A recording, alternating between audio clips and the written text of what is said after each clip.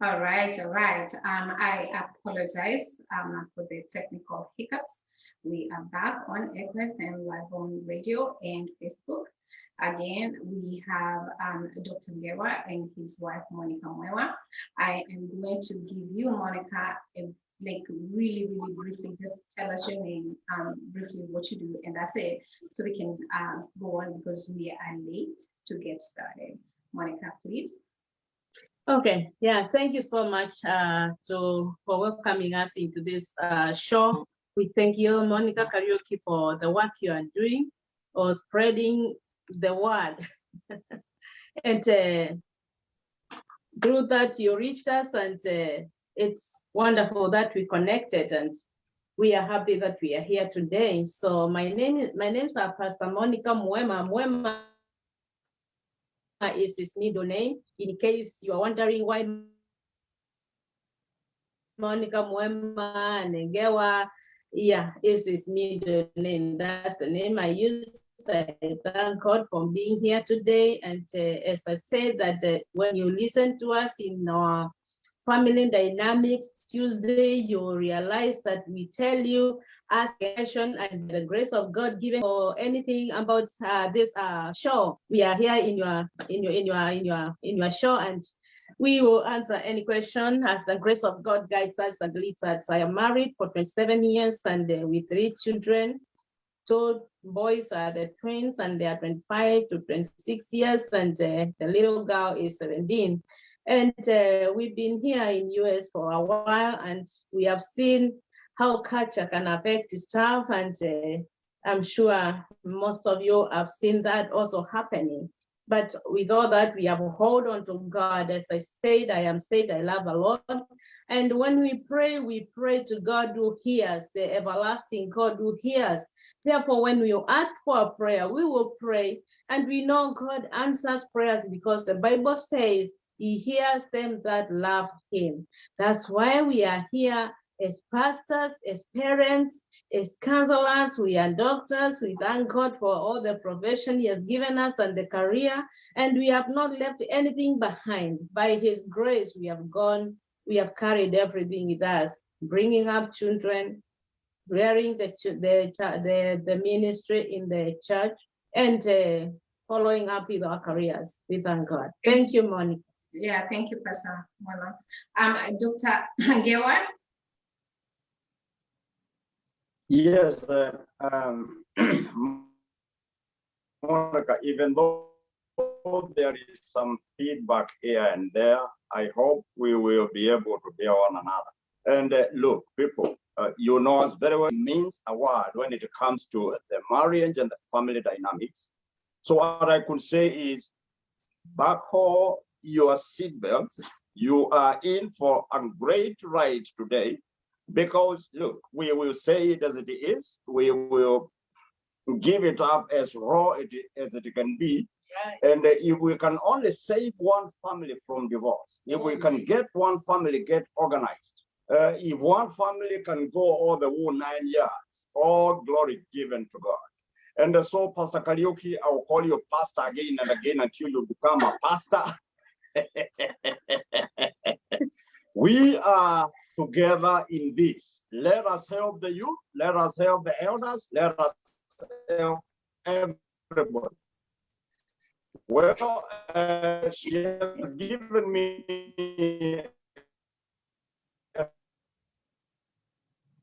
Man, today the reception is so poor. Wow, today the reception is so bad. Can I hear from the viewers? Can you guys hear us just fine? This time. Hold on, Dr. Ngewas. Hold on, Dr. Ngewas. People that are watching, can you guys hear us? Ben Joroge, Mary. Yes, I think that may help. Danu, can you guys hear us just fine? Yes. If somebody can tell me. Pastor Monicah. Mudani Bacha, can you just tell us if you can hear us, somebody? Yes, we can hear. Yes. Oh, okay, Dorothy. So on Facebook, the sound is okay? It's okay. Okay, perfect. All right. So Dr. Ngewa, please, just because time is how much gone, if you can just give a brief introduction, please, so we can move on.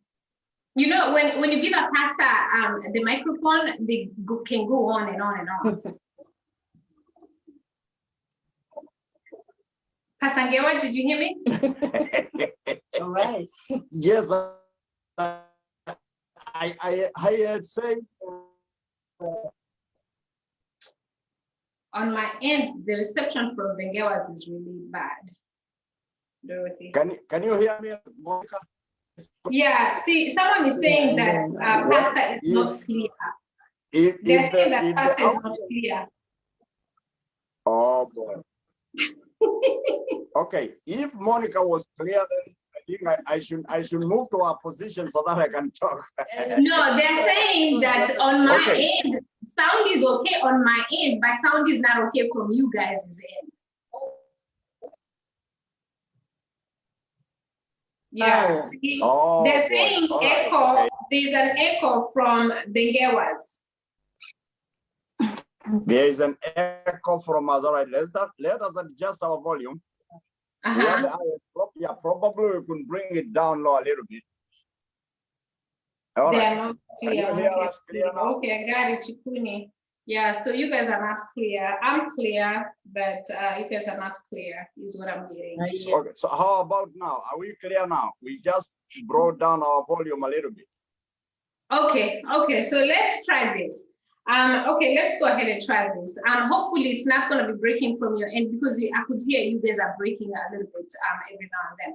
But if we can just get started, if we can just get moving. So our last conversation, pastors, we had a really great conversation that, you know, actually that day, I had so many phone calls.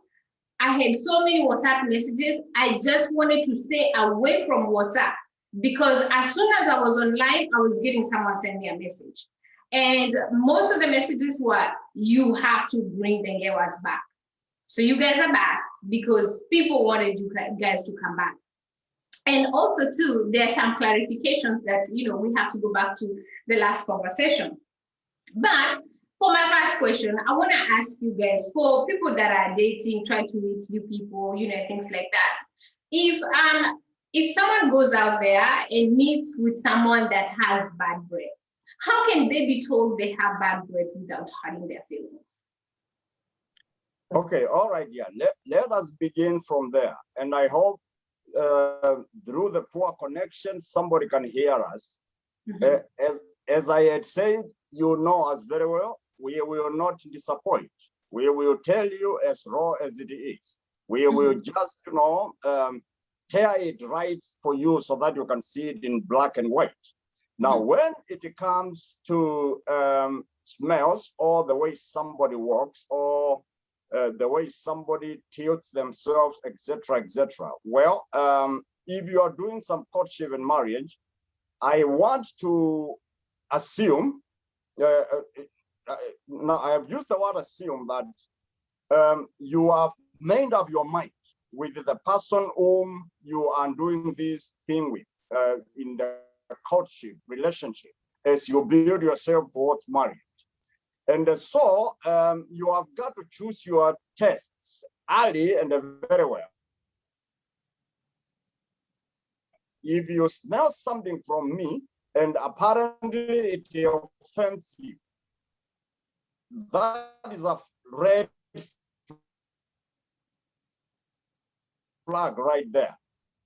That if you can be offended by which I have to carry throughout my, and so the best you can do is probably knock the next door, because telling me that I smell, or going forward to complain about my smell, even when we are beginning, it shows you that it's a problem which is beginning here and now, and it has got to move.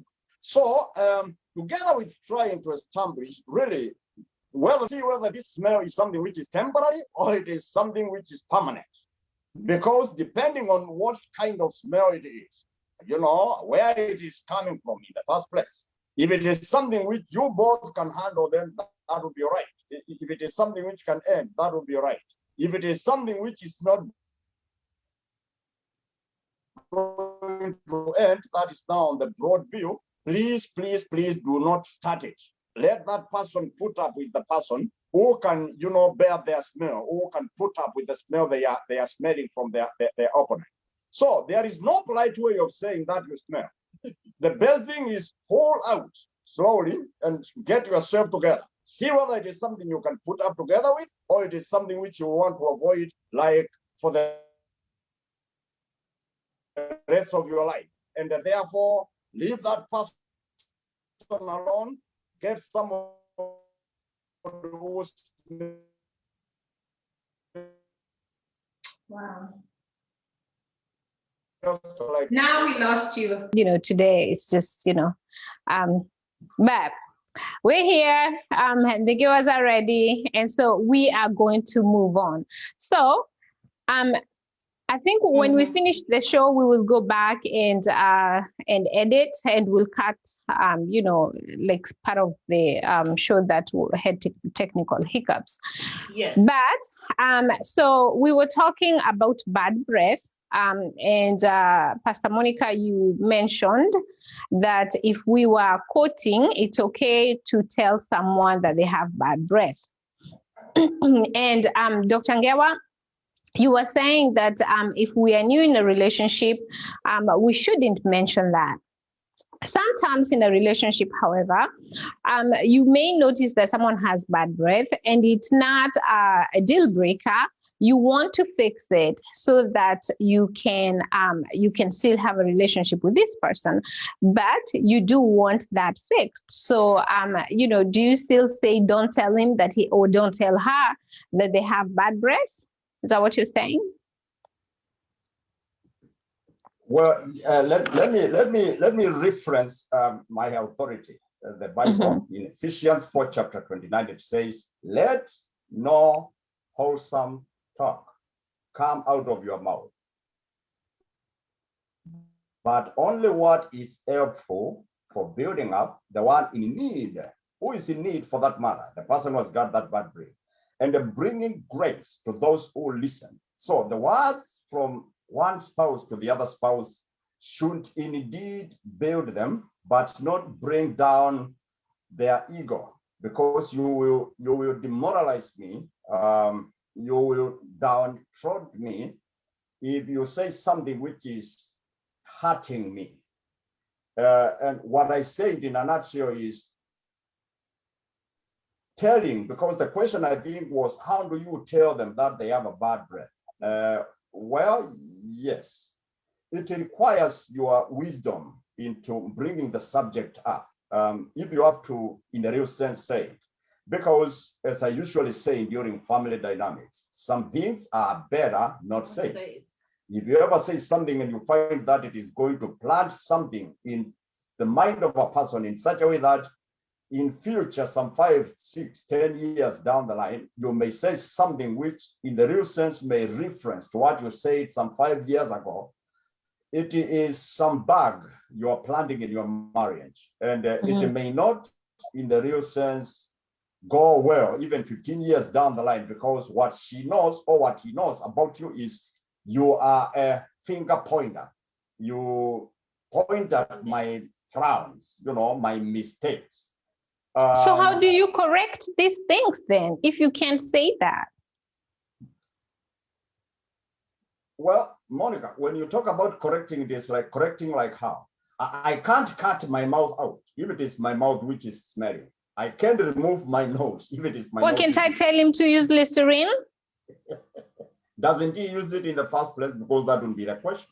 You see, No. as a family, when you are together, you are doing stuff careful, number one, not to ever have anything come out of either me or her, which can spark a debate or a discussion, which looks embarrassing. So telling somebody to use Listerine in the first place shows that they are not telling themselves how to use Listerine. Now, point number 2, in moments like this, when hustling has become the agenda of the day, I don't know how many families can afford Listerine in the first place. Now we are talking about those people out there in the broad society. Sio wale wa majuu kama sisi, where we can buy Listerine at will and keep it somewhere. So there's got to be means and ways of handling this, you know. If it is just hygiene, what is your regular thing in doing it? Both of you this time, not one of you doing it and then the other one skipping it. Or if one of you is not having time to do that, can you both look at it and try to ask yourself, then where is the problem? How can we, this time not me pointing, but both of us trying to handle this together. How can we do our mouth hygiene? Because, well, it's we who go to kiss.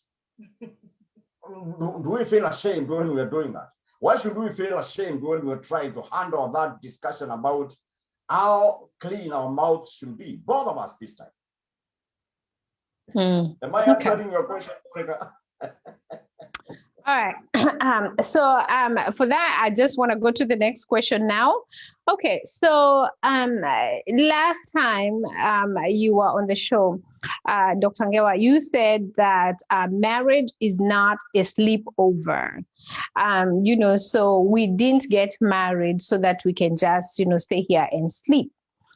But I want to ask you this, both of you, if a couple has conflict, and, I know men are used to hearing, or women probably say today I have a headache, and I do not want to participate, can we skip today? So I've had a lot of women saying that, that even though you give excuses or you tell him that today's not a good day, you're not feeling well, they still go ahead and do it. And our culture, we are taught that you're supposed to submit. And so my question is, when he goes ahead and does it, when you're not interested or when you don't feel like, or when you're probably, you're not in good health that day, does that constitute to rape? If I may start to answer that question, and I will seek for the attention of everybody out there who is paying attention to this, that in the marriage circles, there are some terminologies which we want to, as much as we can, avoid. Because again, they will become bugs to our coexistence. So the terminology rape for married people can only be defined in terms of a person who is seeking for offense from their partner. And I am not sure that this is a marriage which wants to stand, or it is a marriage which wants at some time down the line to decimate, to conclude, and to let everybody go their way. And therefore, in such respects and in such cases, if I remember very well, what we said the last time, if my wife is sick, I am the first person to understand that she is sick. And I am the first person who should seek for healing, welfare. I should be running at 110 miles an hour, trying to see how can my wife be helped at this time, because, and well, we may not have all gone through the same marriage, but I respect the man who wedded us. He has rested, so far, and God bless his, life in the world. This is what he told us. He said, when Matthias or when Monicah is sick, you are both sick. Mm-hmm. When Matthias or Monicah is called to attention in a matter which requires some legal ramifications, you both are caught in there. So there is no way you can leave your wife or your husband, for that matter, handle the very most important matters of life alone. Mm-hmm. That will be confusion in the family. It should never happen. That is now it was intended to be right from the beginning, and that is not how it should be right now. If there will be complaints, therefore, about she's not doing this or she is not doing this, to me, this seems like a relationship of two people who are running parallel, not a relationship of two people who are one, as the Bible says that the two shall become one flesh. And well, I know we are talking to both Christians and non-believers, but you will want to know that culturally, when we enjoy ourselves sexually, when we see that covenant, using our bodies, we become one, whether we want it or not. And you will know that will become one because your genes can be found in the other person. When, for example, we say he raped me, and then I come and say I didn't rape you, we can collect samples and find genes which are mine in the other person's, body, which tells you that we are one blood, for that matter. Things are moving from me to you, and they are moving from you to me too. And so the issue here, Monica, to help those people out there who may be worried about what that is that in the first place, be together. Because if you are together, you will understand one another. You will know when to, and you will know when not to. You will know how to engage, and you will know how to do it, in all those situations. And just to seal that out from the Bible, 1 Corinthians, the 7th chapter and the 4th verse, the Bible says, and look, let me just read verses 5, because I know verses 4 can raise controversy, where the woman's authority should be her husband's. I know in the culture we are living in today, it may not be like that. But then verses 5 says, do not deprive each other. It doesn't give an exemption. Whether I am sick or I am collapsing or what is going on, except by mutual consent and for a time, so you may devote yourselves to prayer. Then do what? Come together again, so that Satan will not tempt you through your lack of self-control. Right. Paul knew that men and women are full of lack of self-control. And when he states clearly that no one should refuse the other one congenital rights, I think he just meant exactly that. In its plain language, that is what it means. So an issue where the woman does not want, or when the man doesn't want, of course, you are both right, because the thing will not stand. That is simple. But end of story. End of story, period. But if it is the woman who is trying to give that excuse, it may look a little bit hard. And again, for how long is this happening? But shouldn't a man respect her though? When she says, even when she says she doesn't feel like it, shouldn't a man be able to respect that woman at that time? For how long? Like no, I mean, it's not necessarily that it's habitual, but however, even if it was habitual, it means that this relationship is over or is coming to an end. It means that they have deeper problems. But my point is, either way, when she's not interested, shouldn't this man be able to respect her wishes? I want to dig deeper on this word you have used. Shouldn't the man respect? Respect. Look at that word respect. Where is that word leading us to? It is leading us into two parties, where each party has got a thing to do and the other party has got a thing to do, and there are boundaries in between. This, my dear people, is not what is supposed to be happening with married people. There shouldn't be boundaries which are clear-cut, that this is my thing, this is my thing, that is your thing, this is my thing. It goes together with even the property which we have. This is my money, this is my check, that is our money, that is our check. Things like those have brought a lot of confusion in families, and now they have sunk deep down even into their sexual lives in such a way that we can do it by program, by timetable. We will be here on Thursday and it will be at 10 o'clock at night. After that, don't bother me, I'll be asleep. You know, I'm sure out there are still families who are going through this. You will need to go back all the way to the root cause of where this started, where this demand for respect is coming from. Because I should respect her automatically. You know, it is not something which I need to be reminded that, okay, this is the time I'll need you to respect me.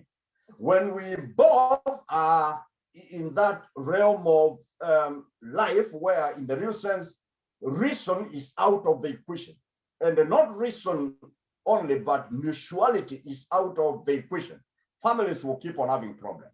So, in other words, Dr. Ngewa, so Monica, what Dr. Ngewa is saying is that then a man is supposed or should be understanding that, because you just said, you know, once you get married, you're one. So when you say no, then he should be able to Understand, correct, Monica? Say no, no. Say no, no. No, no. Listen, this is the thing. Why is she saying no? This is the thing. We just read we just read here. And as he said, I will just say what he said. That I really understand it very well, because if I'm sick, sincerely speaking, my husband takes care of me. Is this reaching to another family? I mean, is somebody else hearing the same? Do they take care of their wives? Because I usually say, if I'm not spoiled, I'm really taken care of. Therefore, if I'm sick, which is rare, because the Lord helps me, if there is something, it hits him before it hits me. He is my shadow. He takes care of that. Talk about monthly period. These things they are for us. That is the bedroom issue. And if you are not sick in the kitchen, how come you are sick in the bed? Yeah. I mean, there is either an excuse or another thing. So the thing is, we feel it the same. We walk the same. We do things the same. Unless somebody else comes from outside there and tells you that you are being, he needs to respect you. You call your friend and tell him, he is not respecting me. Now that friend is the one who will tell you he is not respecting you. Otherwise, the two of you are in one page. Unless a third person comes in, that is for you to understand one another. You take care of yourself, you take care of your husband. If you deny him today, and tomorrow, I know a family which came to me and it was the same problem. But this, they had to solve it, because this lady was asked, if you deprive him today and tomorrow, where do you expect him to go? To get it from. Then he will start looking. 3 years later, you will get it from elsewhere. And this what Paul is saying, to avoid temptations. And because this is coming back to your lovely family, you don't want things outside to come back to your family. You know, who caused it? We have talked about that in the family dynamics. Where did this begin? Because it begins by, today I get myself busy, tomorrow I go elsewhere, the other day I do the same, the following week I go for conference, the whole week I come and get, what are you doing? So we should also ask ourselves, what is this we are doing? About the being tired, you understand when you are tired. And let me tell you, there are problems which are solved by sex. They are. After that, stress, for example. After that, your headache is gone. After that, your backache is gone. Okay, so I want to get to another question, and just to answer someone that is watching, Baba Juma, the Ngewas have been married 27 years, and Lucy is saying, bedroom matters, you take care of him. Let me confess, sometimes I'm mad, and yes, that's the only way to punish him. Oh God. Okay, Pastor Ngewa, you didn't hear that. No, I did not hear that also. You did not hear that. Those are the people you're talking to. Yeah, don't use that as form of punishment. Now, even I can tell you that. Do not use that as form of punishment.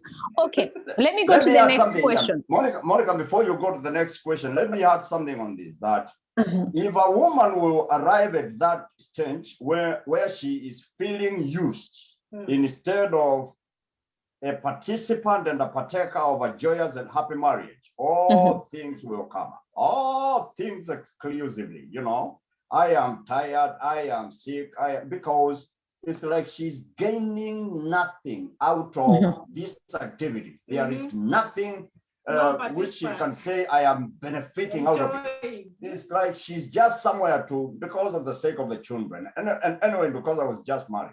So sometimes the ball falls greatly on men. You have to guide your family so that at least in the family dynamics, we once spoke about what is the woman seeing, what language is the woman interpreting from what the man is doing. Is this woman seeing continuity, longevity, security, love, concern from her husband? Because if all these things will come in, leave alone money, because look, money, nobody brought anything in this world, and nobody will ever get anything out of this world. You can have your own money and heap as much as you can down somewhere. When you go, you leave it all in the bank. Now, if you've got something which you can treasure, like a woman who you can see, like I've got my mama here, she's everything I've got in this world, you know, and I will want to use everything and all things which can really make her happy and which can keep her moving, expecting from one day to the other. She's expecting something new. Where is that new joy coming from? You know, she knows that her husband is ready to do this stuff. And she knows that, well, as long as I'm with this man, I will never go to bed like this any single day. Even in the middle of the night, if I wake up, I know that there will be something coming out of this man, which will make me joyous. Men, we've got a duty to do that. Now, to the women, listen to me if you are there. Lucy, this is for you. Yes, the way you take care of the business of your son or your child for that matter, make sure that you go twice that mile to taking care of the business of your husband.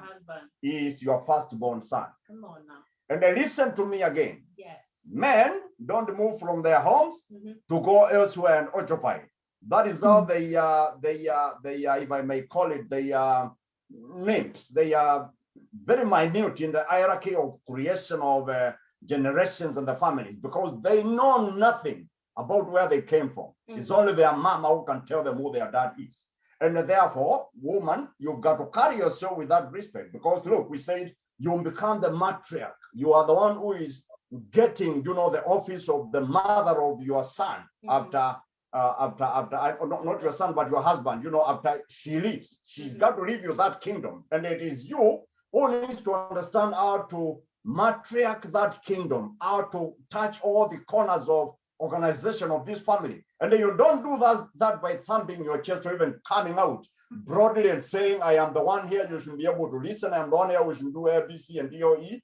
No, you do that by your humility and by your cognitive involvement. Understanding how to run a family is not joke. And let you advise your daughter, let you advise your sister before they are approached. Are they ready for this thing? Because if they are not ready for it, including upward, including those times when they have to get up when they are sick on the bed and prepare a meal for their children down there, because their husband is somewhere either running, you know, to bring that food home, or is doing something else. And the women do that. Mary, you are witness to this. Your child is crying, you are sick, you don't lie there like your husband will do. You will get out, you go to the kitchen, you prepare that meal, you will feed even when you are even though you are sick. Dr. Ngewa, I would like to move on to the next question. Dr. Ngewa, because of time, let me move on to the next question. So can you explain to us, Dr. Ngewa, are you there? Okay, so can you explain to us, we hear all the time people saying, yes, you know, size matters, you know, and women, they will go crazy if they know a man that is, you know, well endowed. Does size really matter in your opinions, or is it the user that can make a difference? Pastor Monicah.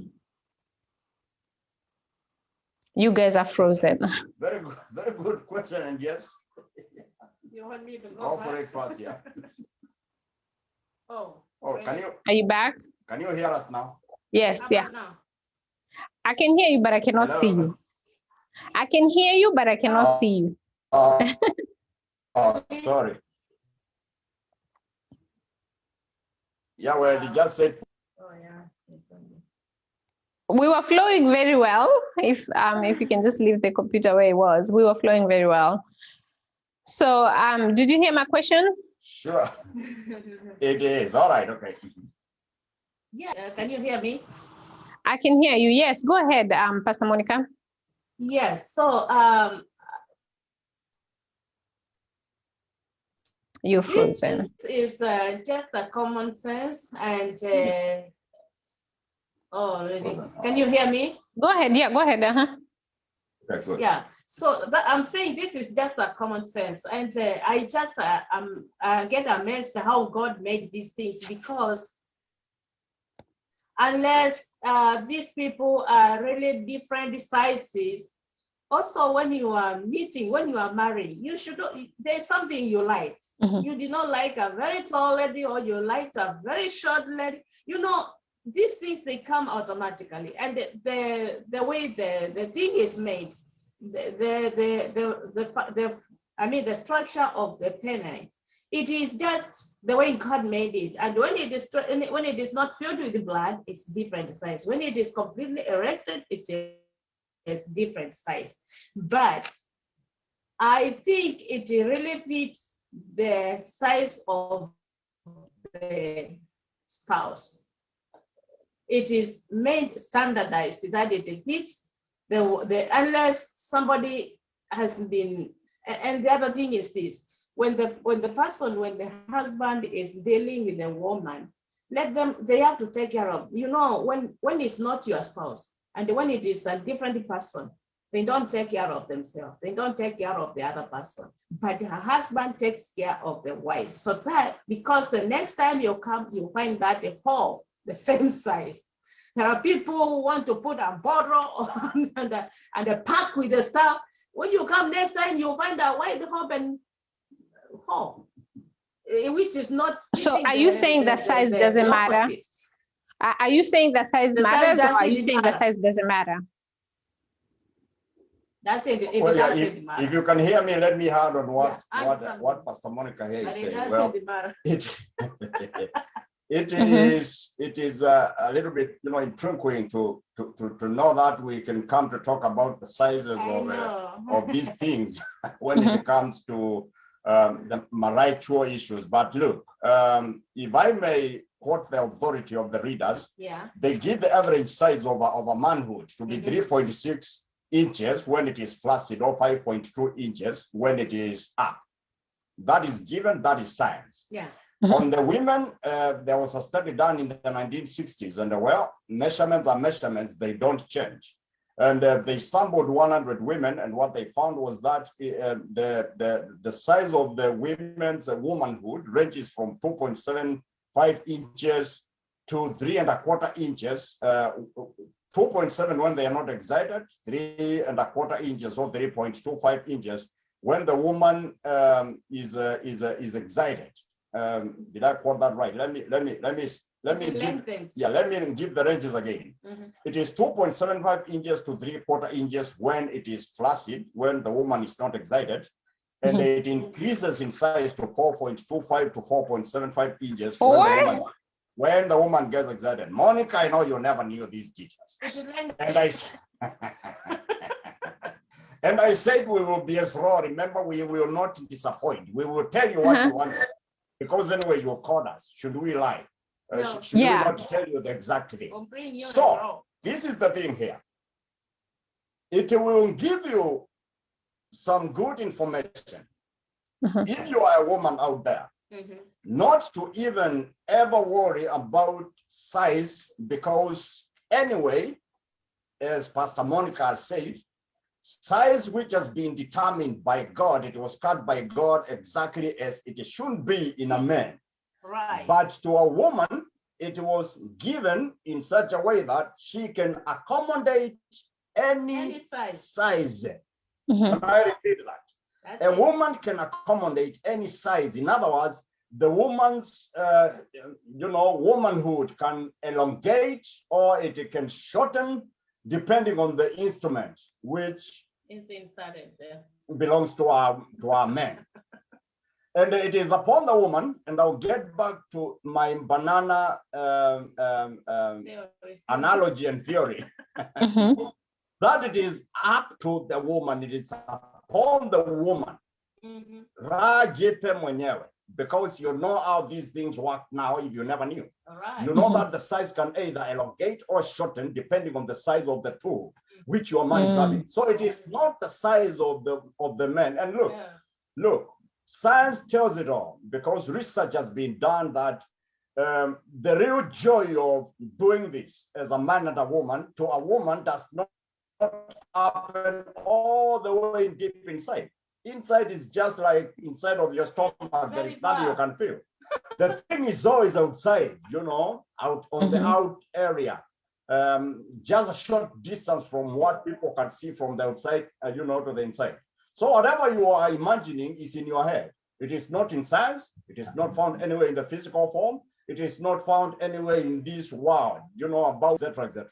I think that point is taken. Point number 2, to be very clear, what Pastor Monicah was saying. After you are used to one, keep that one. And I will tell you the reason why. Right. She just said there are, according to what, you know, all the women out there are feeling, there are people with different sizes. Some may be long, others may be short. Yeah. So a woman who is used to... I think women look for girth more than necessarily length. Well, yeah, well, yeah, again, Monicah, you are right. But they themselves can control the girth. It is up to them, because that thing is manufactured, number 1, to be elastic enough to produce a head of a man when the man is coming out. Come on. So there is no girth in this world which can ever be enough for any woman. We have got to say this in the hard way, so that they don't go and jumping up and down looking for stuff which does not exist. They can control their girth. They can do whatever it takes to accommodate and also get pleasurable enough to go the 9 yards, you know, with any size which they landed to. So in the hard way, nobody should go looking for any other tool. Mchakua njembe. Simkulima. There you go. So, okay, to hand a little bit to that.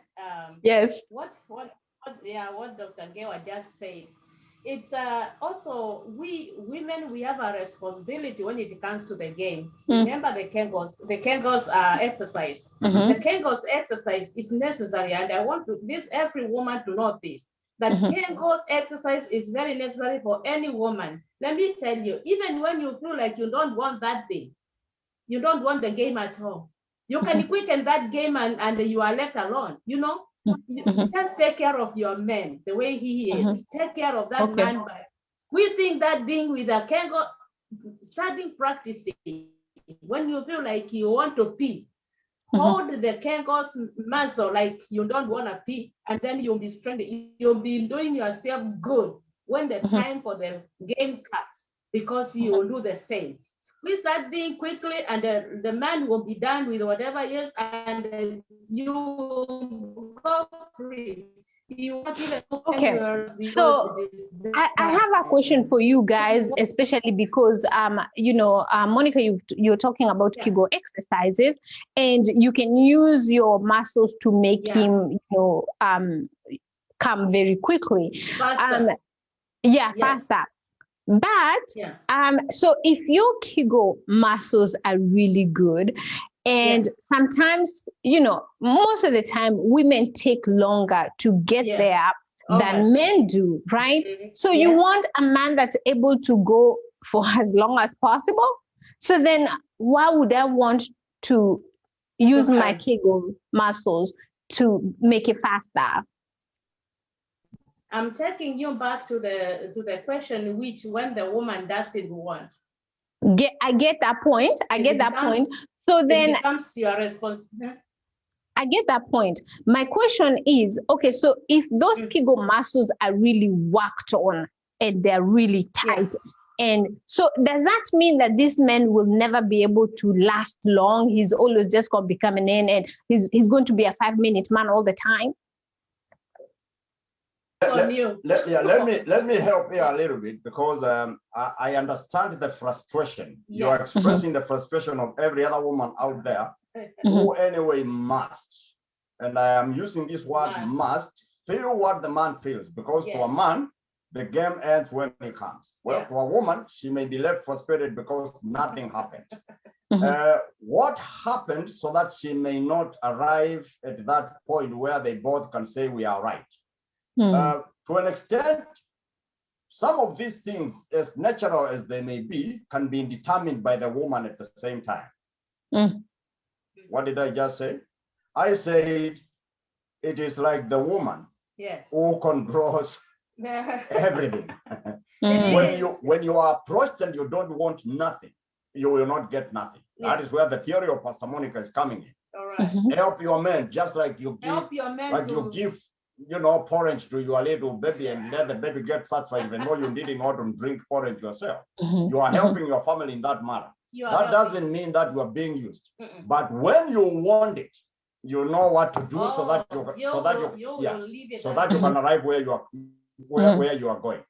And the one thing which detests men, because look, we have said you are crying about the God of the man, while I am telling you scientifically that there is no God of any man which can ever fit, apart from what people are now jumping into nowadays, you know, getting toys of all kinds and sizes. Yeah.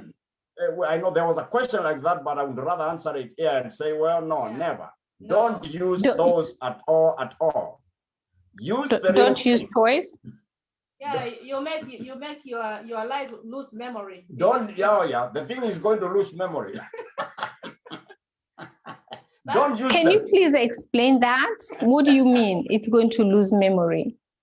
Yes, because this thing is not life. And there is nothing. The rubber you're using is not, it's not life. It doesn't have living cells. It is just like a cup, like I am holding here. Now, well, if you decide to use one which is this size because you want the gut, you're trying to expand that thing to the size where the head of a child crawls out. Which man will ever have a gut like this? When you come back to the man and you're looking for a gut equal to the size of the toy you had, woman, you are in for a big surprise. You just destroyed your game. You will never regain it at all. Now, the importance of this thing, which Pastor, and look, we are speaking in terms of the doctoral side of this, and you know the education part of it. It does help women taking care of themselves very well, even to reduce these instances of what you call stress incontinence. There are some women who just a single loving or coughing, you know, get the pee out of themselves. It's all out. And that becomes even a source of smell. Exactly. So for them to help themselves and understand how to take care of that God-given thing, you know, which should be maintained at the size and the temperature which it is always. They need to know all these things, you know, from specialists, and where issues rise, which in the real sense they think cannot be managed at home, they may need to consult a gynecologist. So just a comment from one of our viewers, and he says, and what is wrong with being a 5-minute man? And he says, reaching to the climax is everyone's responsibility.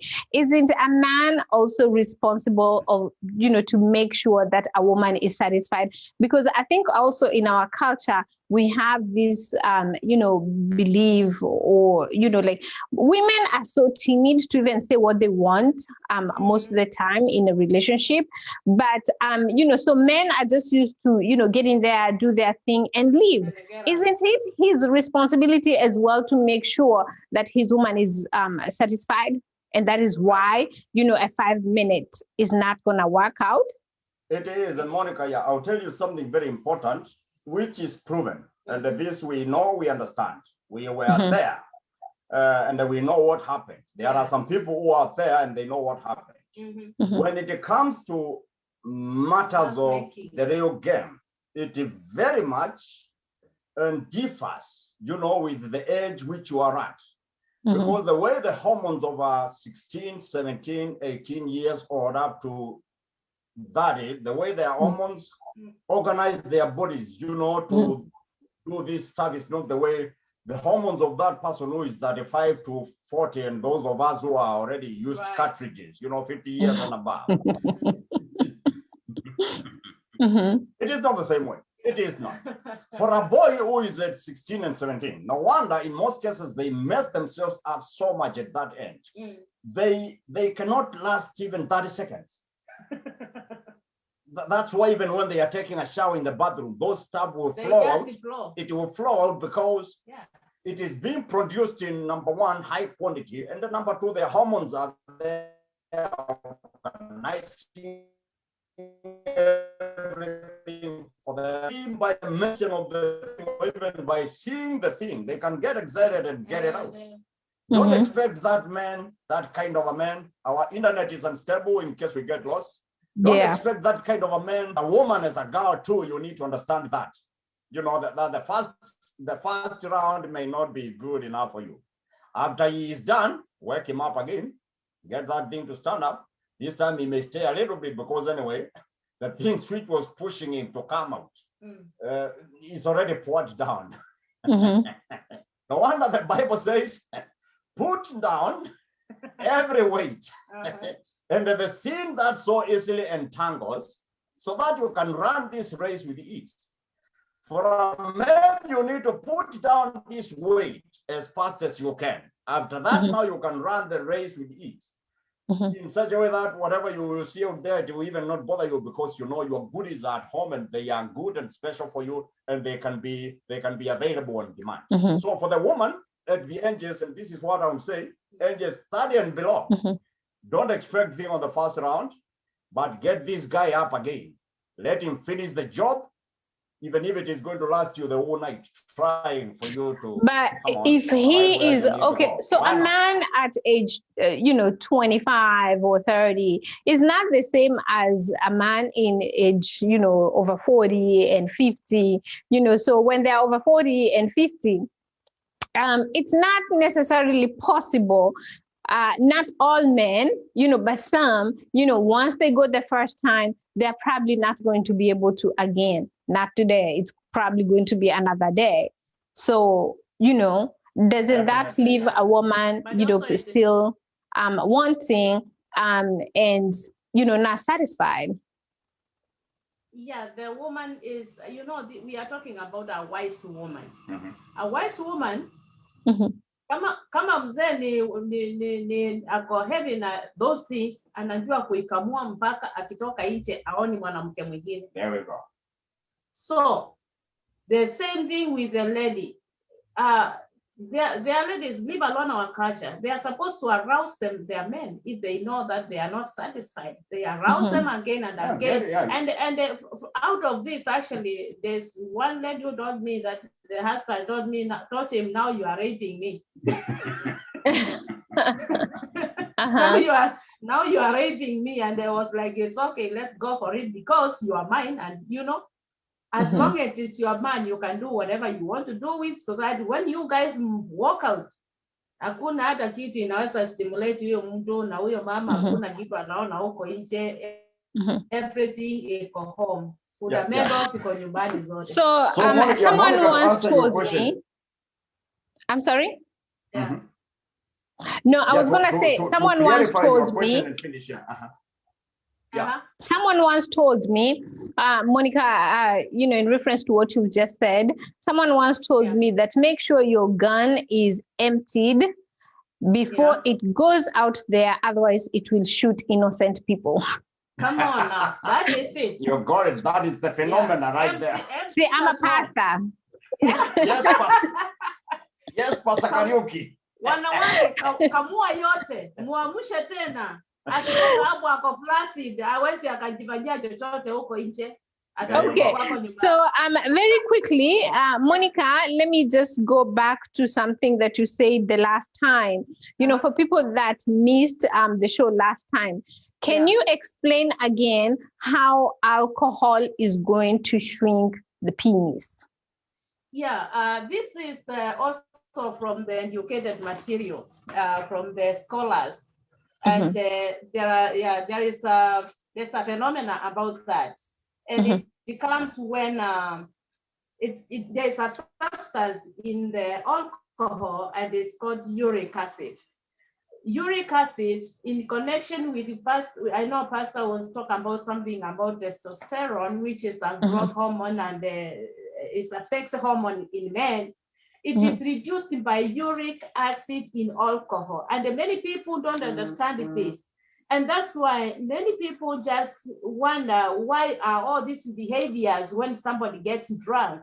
Even when the drunk people, I'm sure they can act the game so quickly and they leave the lady frustrated. And then most of the time they can't do anything. That's it. And it's because that uric acid interferes with the erection, and actually it's the major cause of marital harmony dysfunction. I just would like to, the listeners to go on and research about what is this uric acid, which is in the alcohol, because it's the major cause of erectile dysfunction. And it is really related to the mental health that we are doing even today. So it's good that you brought up that one. And since I cannot elaborate all of it, it is something which has been studied and restudied. And it has shown that there is a problem, or there is a dysfunction that comes when from the alcohol, continuous alcohol, getting drunk. It irritates the cells that produce uric acid, which kind of makes the muscle flaccid.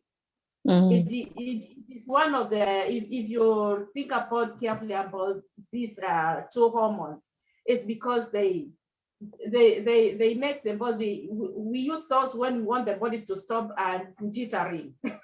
They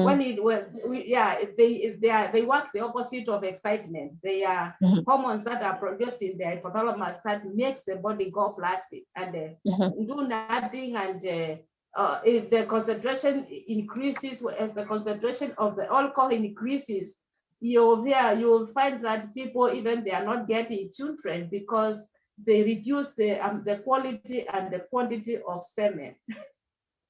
Yeah, it's something that people should understand well and think about it. Because for one, I want to also set this challenge on people, because if you want something good, seriously, everything good is in God. Proverbs says that alcohol, beer is a mocker. How it mocks the people, we may not understand. It's just like Corona looking at us when we cannot see it. We can't see the virus, but it is a threat to the world today. So beer is a mocker, and them that get drunk are unwise. Let's get wisdom.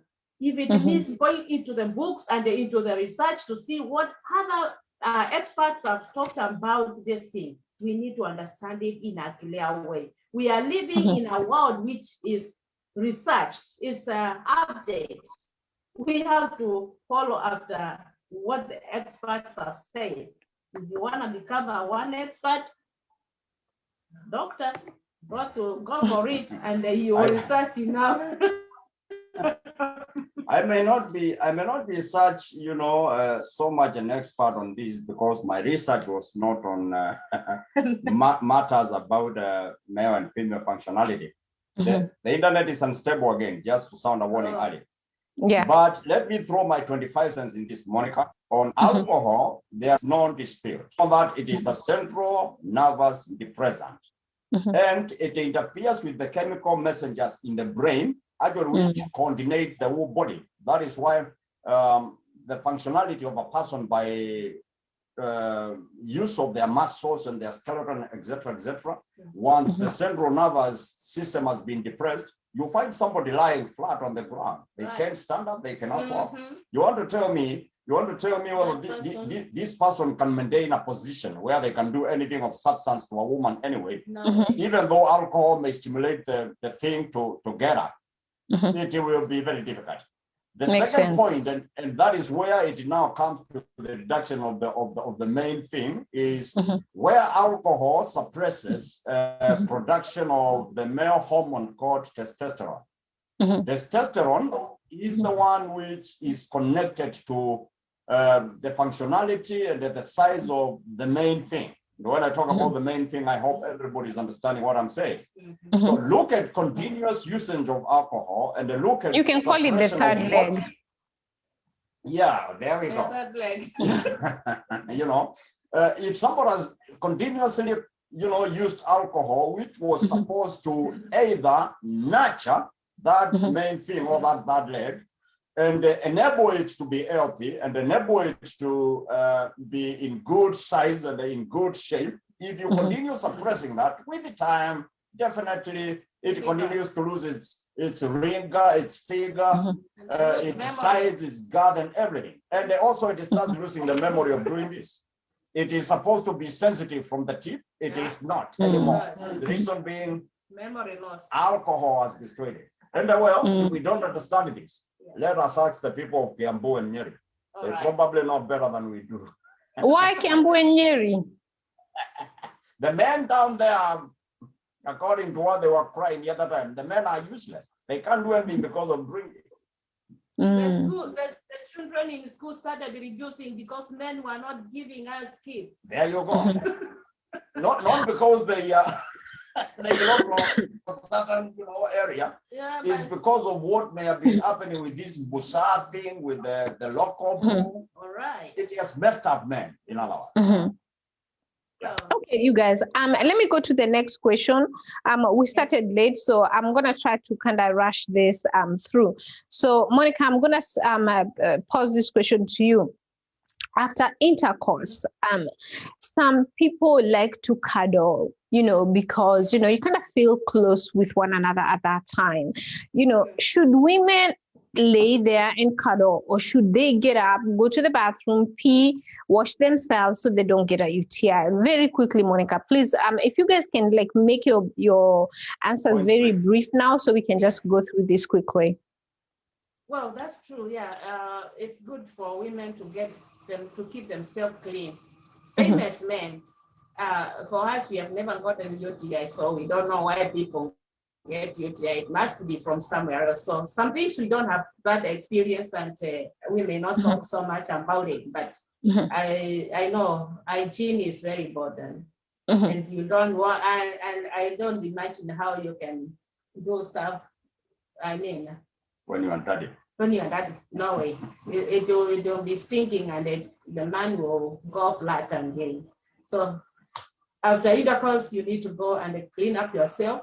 If you don't clean up, you want to feel that warmth in your body, it's up to you, because you are in your bed anyway. So I'll leave it to the couples. Okay, all right, and I want to go to the next question, so we can keep on going. With age, Dr. Ngewa, hormonal imbalance, women can get vaginal dryness.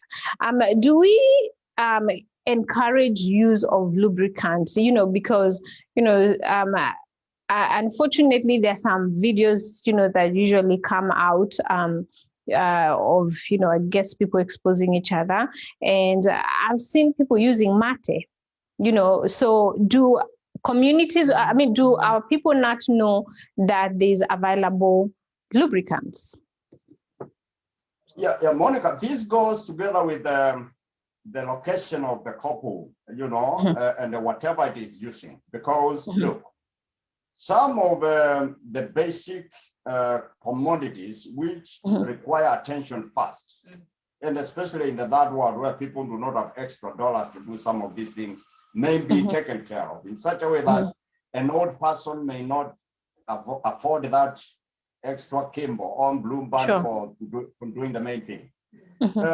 So it is evident, and people need to be wise to know what to do in matters like those, so that they can get the maximum output from their engagement in this stuff. So yes, in a world like we are living in, it will be so embarrassing for an old man to use saliva when they can visit some of these areas, or even Google and buy them online if they can't go to the shops and get them, so that at least they can spare their women too. Remember that friction opens wounds. It's just like if you keep on rubbing on your hand, it's so dry, you are likely to get a wound there. So if you want this woman not to engage tomorrow because of the pain she felt yesterday, or even if this woman also wants the men not to engage tomorrow because of that friction which they felt yesterday, let them not use them. So the answer is simple. Let them go for it. In addition, women eat healthy, stay rehydrated, and stay clean. Because the thing itself produces itself some juice, which can be enough. If you eat healthy, you stay clean and stay rehydrated. Drink a lot of water. drink Yeah. water. Water is very important. And again, Okay. that is also determined by age, Monica, so that they can be able to be sure about it. Well, probably up to 30, women can lubricate themselves without problem. But after that, Sure. you may need some Kimbo by the bedside. Okay, so just for one of my viewers here, I just want to say, or Dr. Ngewa, can you tell some of my viewers here that I know they have mentioned use of Arimis or Vaseline? That's not a lubricant. Can you address that, Dr. Ngewa? The products out in the market come, you know, in all forms and constitutions. There are some which are purely water-based, and there are others which are petroleum-based, like what you just mentioned. You know, Vaseline is petroleum-based, and it all depends on who is using what. You know, so we may not be experts in these advice because anyway, it is quite personalized. Every individual needs to, and they can go through trial. If they try this one, it's petroleum-based, it's not working. They can go to another one which is water-based and try it at the same time. And the disclaimer: this is only supposed to be for married people. Yeah. Don't get it to go and try on your boyfriend or your girlfriend for that matter, or on somebody else's woman, because they are free to give now that their husband is not. Yeah. Okay. All right. Yes. Next question. Let's go to the next question. So, and this is part of the question from one of my viewers. She keeps telling me I need to ask her question. So I had this question as well, Lucy. And so my question is, what is the best way for a man or woman to tell their significant other that they want oral sex? Did I lose you guys? Does Lucy? No, we are here. No, we are here. We are. We are just posing to ask whether Lucy really wants to involve the pastor in those matters which definitely they know pastors will never ever encourage their congregants to do. I think we've lost. Look, I can't see you guys. Part of the body. I cannot see you guys. I've lost your image. All right, sorry. But you can hear us. I can hear you, but I cannot see you guys. guys. Hear us talking? Yes, I can hear you guys talking. So continue. So Well, are you saying that oral sex we is will bad? appear. We will appear in a minute. Yeah. It's okay. So what are you saying is that oral sex is bad? Yes. Okay. What we are saying is this, and I want everybody to understand that from this perspective. From the biblical part of it, we can even not think about talking about oral sex, because it is not only bad, but confusion of the systems of creation. We understand and we know that each and every part of the body is made for specific purposes. What is this person looking for when they are yearning, or when they are desiring, you know, the thing to be in the mouth? What is that which is so special in the mouth, which is not down there? Why would they want to lick it? Can they use the thing to scoop ice cream and feed themselves? Is it really made for that purpose? Because if they can do that, well, I will give them the option to do it. Scoop ice cream, come on, sit here, baby, I'll feed you. Individuals need to distinguish between what is crazy and what is crazy and what is not crazy. What can be natural and what cannot be natural, because families are losing it because of some of these things. Families are losing it because of getting against and involved in behaviors and manners out there, which in the real sense don't add any value in the marriage circles. So, well, I would rather say no, because let me be a little bit harder and ask that lady who wants the thing to be put in her mouth, can she dip her tongue in her husband's anus? It's oral sex. All right. If she can do it, I'll give her that option, because now they will have gone to an extreme which no natural person can ever talk about. So let us think deep about what we really want to engage into as couples and as families when it comes to some of these matters. Some of them have got demonic connotations. And I know, Pastor Monicah, you will become a pastor eventually. When we start dealing with demonic forces which come to attack families, we have got when to I come become a pastor, Dr. Ngewa, when I become a pastor, I'm not going to tell people not to have oral sex. So God is not going to like that. You will have a revelation, just like I got a revelation. You will have a better understanding, just like I got a better understanding that, to me, oral sex is a big no. Never, is ever, a sin. Never, ever think of. It's not acceptable. It's unnatural. It's not only a sin. Now, look, the other thing, we want to do this, all right? Now, can we invent and reach it ourselves? Because if we can calm down, if, for example, we are a woman and lick the thing which starts with a C, we will know that God meant it, for the mouth. Yeah. If a man can calm themselves down and lick the head of their third leg, we will know that specifically it was also meant to reach the mouth. Come on. So don't make me reach where you cannot reach yourself. Okay. It is what I'm saying. It is confusion. It is unnatural. It is something which, as a family, you don't want to venture to. And I'll leave it just at that. Yeah. Okay. All right. Okay, we got it. Pastor. I hope I'm not bashful here. No. It's okay. Well, Pastor, we are here to learn, so those of you that are practicing oral sex, now you need to stop. And those of you that wanted to adventure in that, now you're good. You don't have to even start. That's what the pastor said. So I'm good with that. I'm totally okay with that. I want to ask you another question. I think we had talked earlier and you said, I actually had a question about toys, but we already covered that. So now let me ask you a question for my friend. And he's listening. I made sure that he's here so he can listen. So when men masturbate or watch porn, does that really affect their interest in women? I will tell you my thinking on this, that a woman, a man who eventually diverges their eyes to look at something out there, it's like somebody who is starving for something which they really are not receiving or getting from their very own arm. Now, Pastor Monicah, look here. We said before that men are usually attracted by sight. What they see carries them quicker and faster than what they go to experience. And that's why we said men in most cases don't know what they want, and neither do they want what they know. They have a woman at home.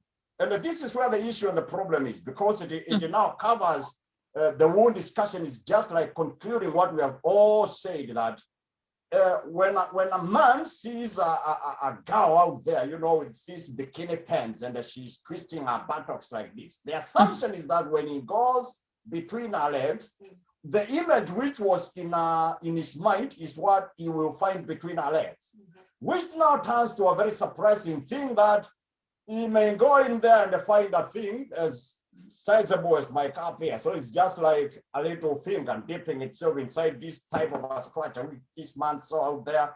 And here he is getting frustrated. This is what turns them out to go and look. Now, what are they looking for? They are looking for what they don't know, because they don't know what they want and they don't want what they know. They've got all the things which they may think about out there in their very own homes. If they would concentrate on trying to center their interest, putting aside all the desires which they may be having, and preserve that view to the woman who they have married, they will be good to go. My last point on this: if you desire seeing bikini pants, if you desire seeing boobs held right upright, if you desire seeing naked people and you've got a woman at home, go home, turn all the lights on, tell her to strip naked. Tell her to turn around and see everything, including everything. Because you want to see empty anyway. Yeah. So go ahead and see whether you satisfy your eyes with that. If you want to see these bikini pants and the bras and stuff like that, go to the shop, buy them, bring them home. Tell mama wear these, mama. I want you to turn around. I want to see something here. Turn around. Turn around. Have as much as you can with the woman who you have, if that is your real problem. Yeah. Otherwise, now it turns to become spiritual. When it turns to become spiritual, that is where we're standing and say we will rebuke that in the name of Jesus and pray for your deliverance, so that you may not bother this woman who has got it and everything which you may want out there within yourself. You are self-contained and yet you're still looking out. I mean, you will need some deliverance on that. Monica, I actually have a question here. Someone is asking, they're asking about oral sex. So as a woman, you also accept or you agree that oral sex is not needed and it's immoral to have oral sex. You agree with that? I'm 100% against it. Because for one, it's dirty. What are you talking about? Something, you know, I'll puke on you. So, so it's wrong. It's wrong. It was practiced in Sodom and Gomorrah, and it was called sodomy. Some of them, well, sodomy is different. Sodomy is different. Yeah, but it is a broad term which encompasses all sexual sins when it is used broadly in the Bible. Things like Balasios, and there is an Alaga, something like that.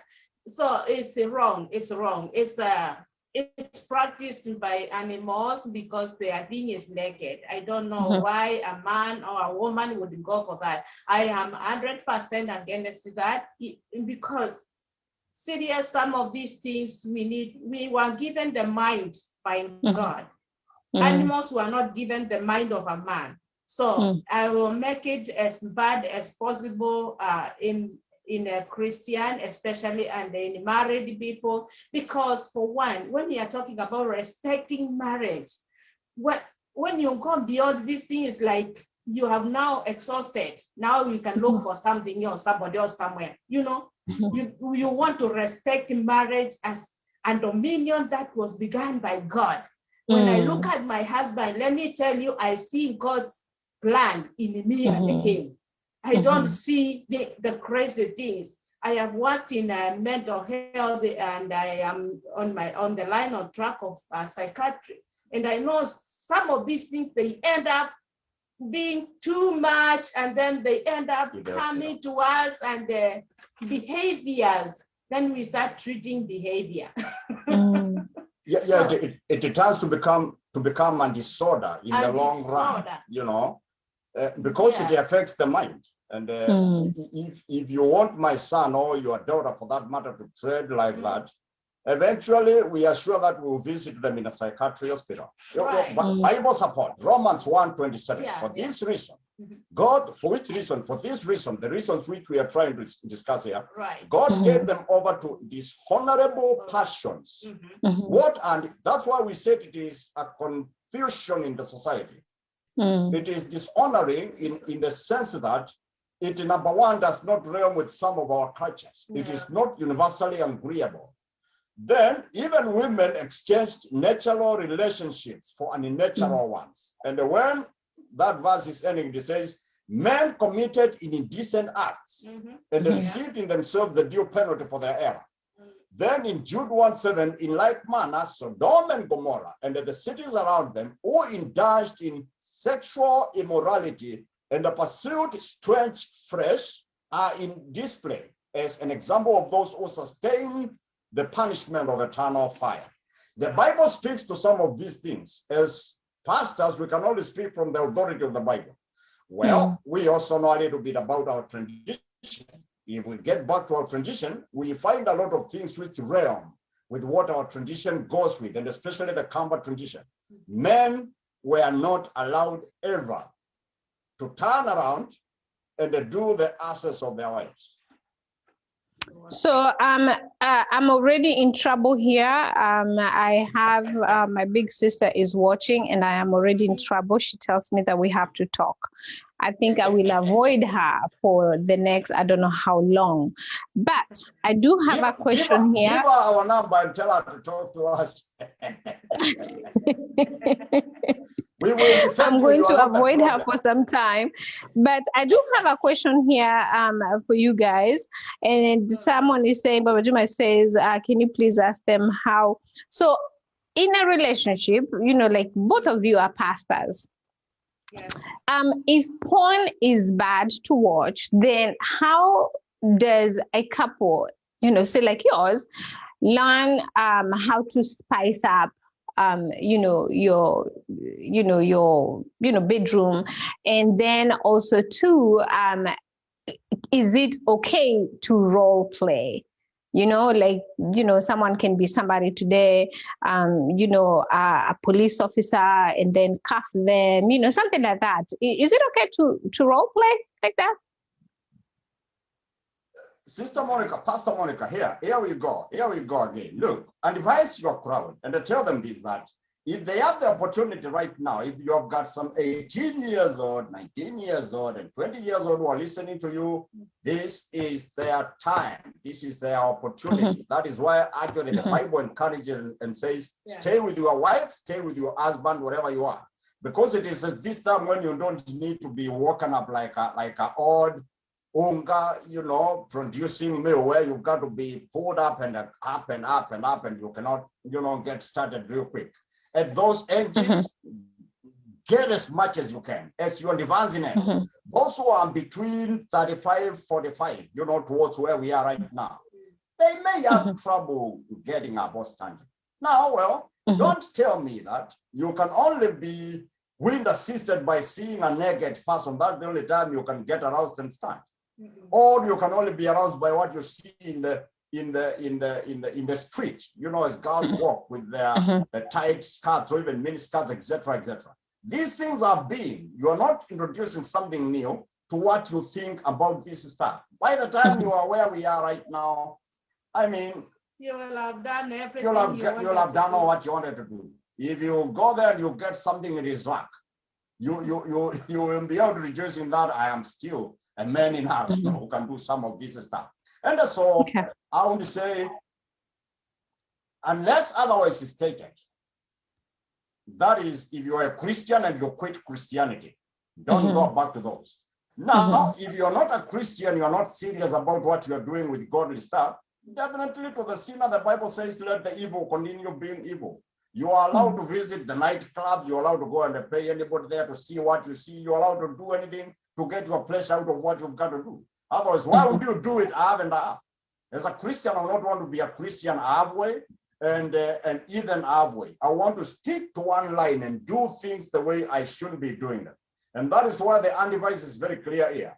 If you have an opportunity and you have got the energy and you can do it up to your maximum. In such a way that those years now, when you have retired and you really feel like to get pleasurable, I have to be aroused, at least you will know that you have compensated, you know. Dr. Ngewa, Dr. Ngewa, I actually want to wrap it up now because we've been going on. I know we started with issues with network and things like that, but I want to wrap it up. But just to wrap it up, can you give a clarification here? Women, as they get older, men as they get older, they get weaker sexually, and women as they get older, they want more of it. Can you clarify that? And then we close. I will say something quickly. Yeah. I will say something quickly. I don't think the men get older and men get weaker on anything. Women neither. This thing is permanent. I don't think they get any weaker. I have talked even with the people who have been done you're losing the whole womb, and the sex is much better even that time. So it doesn't get anywhere. Well, I think it gets better, Monica. I think it gets better only because as we go along, we learn to have quality and not quantity. Right. Yeah, that may be a reason. And Yes. the other reason, Monica, I would just add something later on from my 25 cents. You will want to remember this, that the heat of bringing up a family is entirely on the woman. Why I'm talking about the heat of going digging all the farms or even and doing everything, bringing up children, and the put a man took aside and find relationships which the woman doesn't even understand. The woman is more engaged on those family matters than the man. And the man can easily get arousable, excited, and quickly, you know, hide somewhere. And look, even sometimes you will be very surprised that those who have got no integrity or even any sense to guard themselves at any age, because the bodies of a man, the man can just stand up anywhere and do anything, whatever he can. Sometimes you'll be very surprised that they can meet with a 20, 26 years old girl in a corner somewhere, even without removing all the clothes, and she just falls from the side and tells him, help yourself quick. You know, and the man can do anything just from that dark corner real quick and come home. The woman cannot. Why can the woman do that? She's more bothered by other things in this particular moment when this man is getting these side pleasures on his own. So by the time they are 40 and 45, the family has graduated. Several of the children, if there are somewhere in there, they are just in high school. Now, well, the woman at that moment will want to compensate for what she lost. It is up to the men at that particular moment to reconsider that and come back to their women and fulfill their duty. And they have time. They have time to take care of themselves at that time. Women. Yeah. So anyway, so I want us to close. But before we close, Dr. Ngewa, I need to give my own piece of advice too. Is that okay? Yeah. That's okay. Yeah, sure. And remember, you are giving to a pastor, so you. No, not to you. You don't need any advice. You guys don't need any advice. So I'm just giving advice out there. Is that okay? Okay. Okay. So here is a meme that I saw, and I kind of thought I would share it on this show. And it says, sex before marriage is a sin unless you do it doggy style. All dogs go to heaven. And this person says, follow me for more biblical loopholes.